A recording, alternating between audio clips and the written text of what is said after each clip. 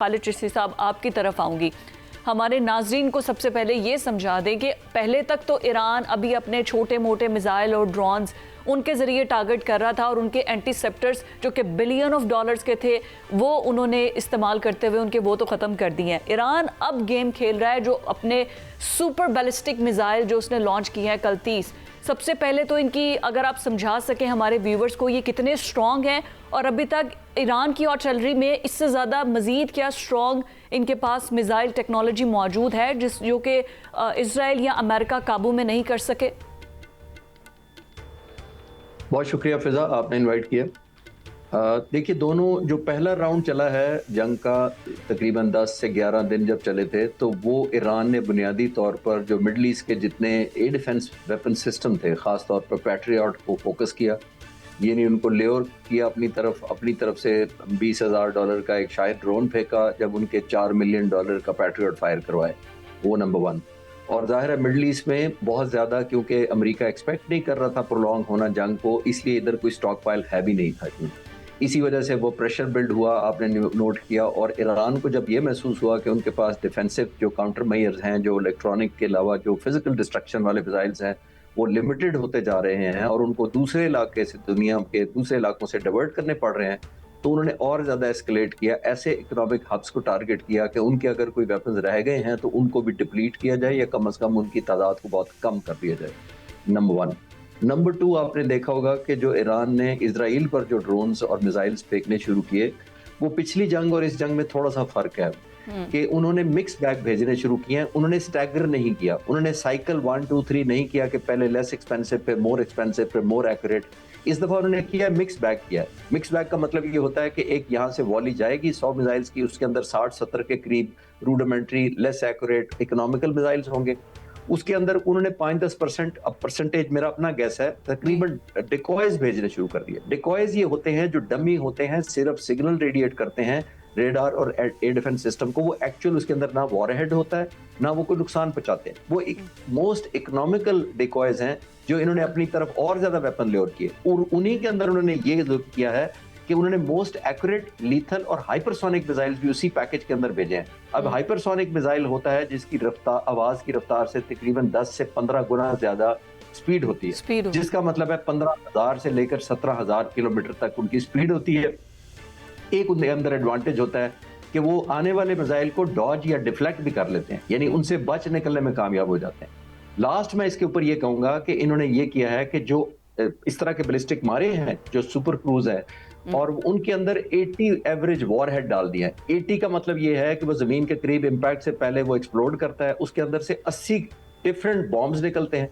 ये जैसे समझे तोपों के गोले निकलते हैं और वो 80 मुख्तलिफ जगहों पर जाकर गिरते हैं। ये स्मार्ट स्ट्रेटेजी थी ना, दैट्स व्हाई ईरान अभी तक उनकी सोच से 10 हाथ आ गया। ब्रिगेडियर साहब, मैं आपकी तरफ आऊंगी।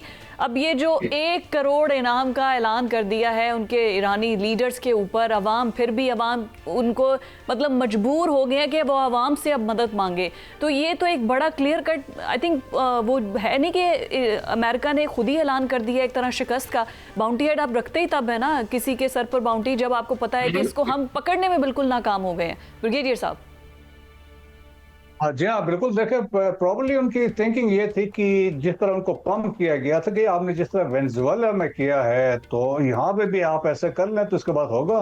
फिर बाद में सवाल ये ईरान वाले वाक़े से ये उठा रहे थे लोग कि who could be the DeLisi of Iran, कि ईरान में कोई ऐसी डेलिसी जिस तरह उन्हें अभी प्रेसिडेंट बन गई है, क्या इस तरह कोई यहाँ पे होगा? तो ऐसा नहीं हुआ, क्योंकि देखिए इवन फर्स्ट गो में आपने इंटायर लीडरशिप को टारगेट किया, इंक्लूडिंग रहबर को, और इनके देखें रहबर की शहादत हुई, बाकी लोग इसमें शहीद हुए, लेकिन इसके बावजूद रजीम चेंज का कंसेप्ट नहीं हुआ कि ईरान इंटैक्ट रहा, क्योंकि जिस तरीके से अली खामनाई ने सिस्टम को मैच्योर किया और ऑर्गेनाइज किया, डिसेंट्रलाइजेशन ऑफ कमांड की, और आज भी आप देखें कि ईरान इंटैक्ट है।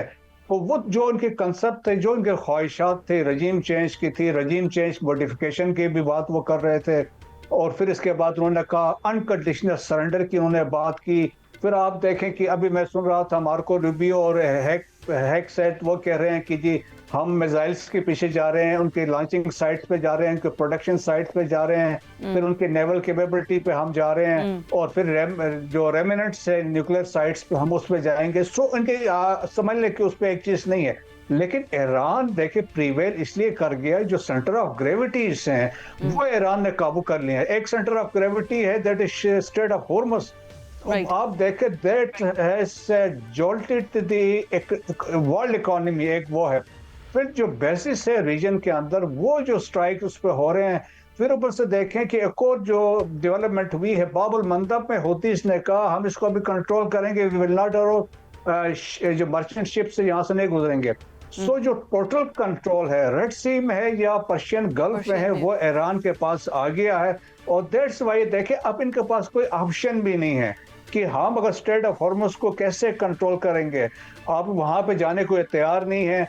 और फिर आप देखें कि जिस तरह से वहां से तैयारी की, ईरान अपने रेवेन्यू भी जनरेट कर रहा है, तेल भी बेच रहा है, और सिलेक्टेड चाइनीज को अलाउ भी कर रहा है। और लेकिन ये है कि कोई तीसरा फरीक 7,000 ये बात आपकी बिल्कुल ठीक है कि अमेरिका के पास भी प्लान कोई नहीं है, तभी तो उन्होंने 5,000 फौजी मजीद ऐलान कर दिया कि वहाँ भेज देंगे।